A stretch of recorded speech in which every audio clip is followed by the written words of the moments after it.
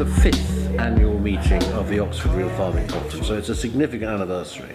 And the theme this year is building the Renaissance. And the point of Renaissance is that you try to change the world not simply by, reforms, changing the law and stuff, not by having a revolution, which is too violent and difficult, but by rebuilding something better in situ and letting the status quo wither on the vine, as the expression is. Well, we only have one planet, so it's a big moment for us to figure out how to treat it properly. And I think the confluence of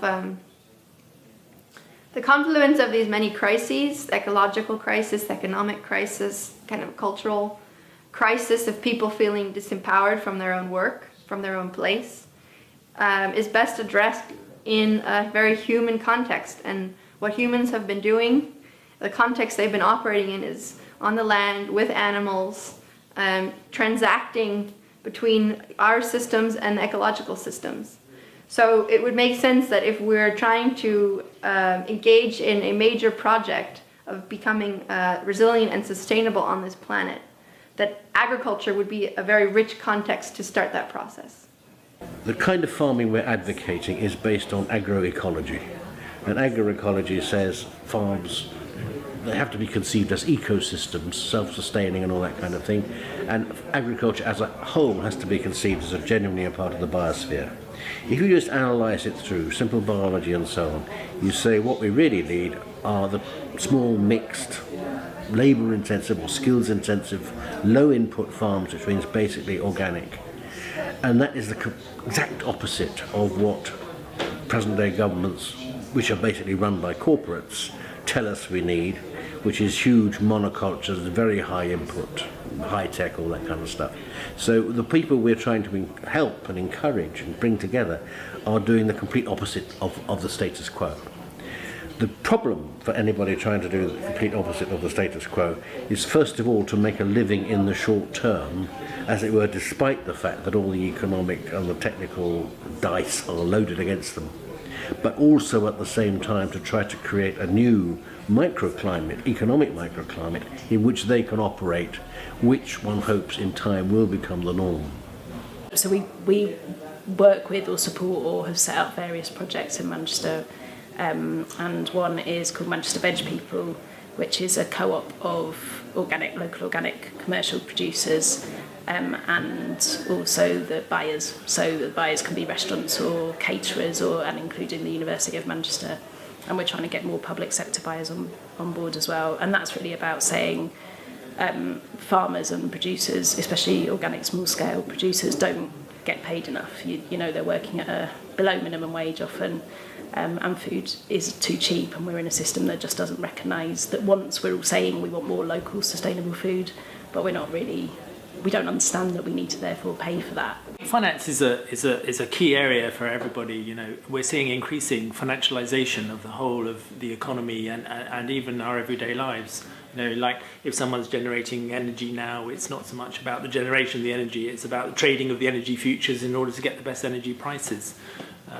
And that's sort of moving into our households now as well. Increasingly we're seeing public services being privatised, be that pensions or healthcare, or so increasingly we're being forced into using financial instruments every day.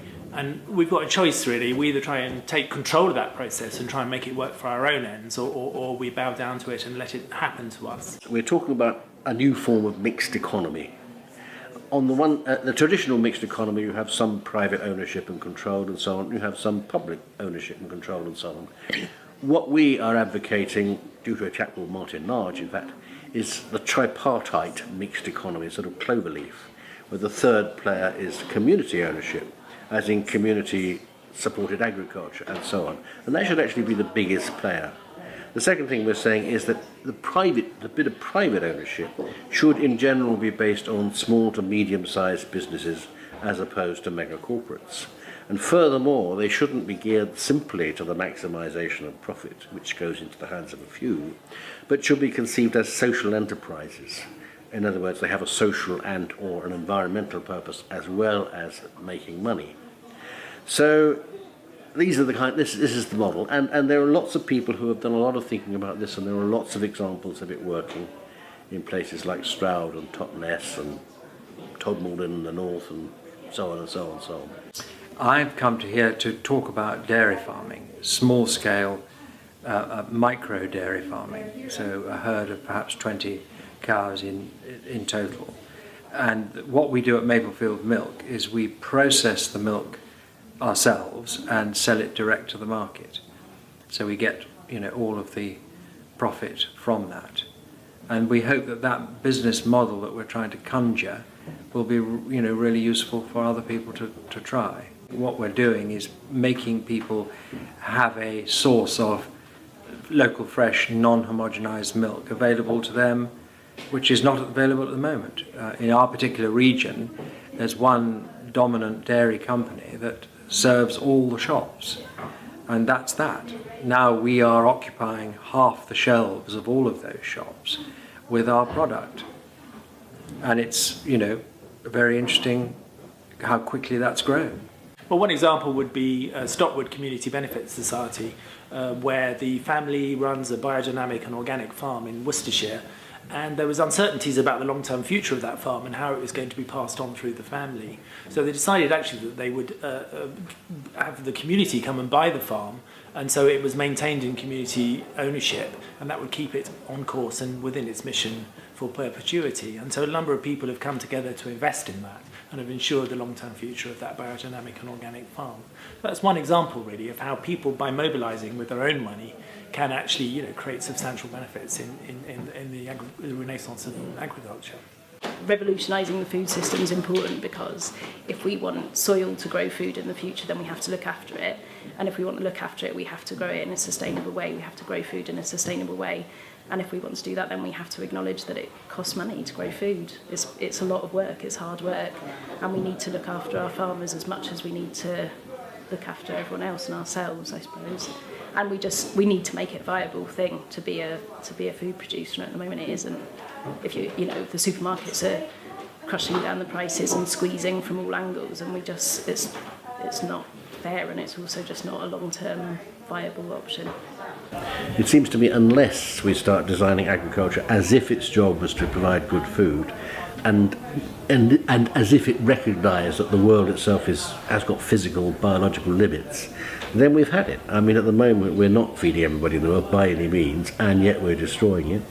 And a few people are getting very, very rich, and most of us aren't, frankly, and some people are desperately poor. That's ludicrous. If we go on like that, there's going to be some kind of collapse, or several kinds of collapse. So we've got to be changed around, and we reckon our model demonstrably works. We know it works. It's just a question of, as it were, making it happen.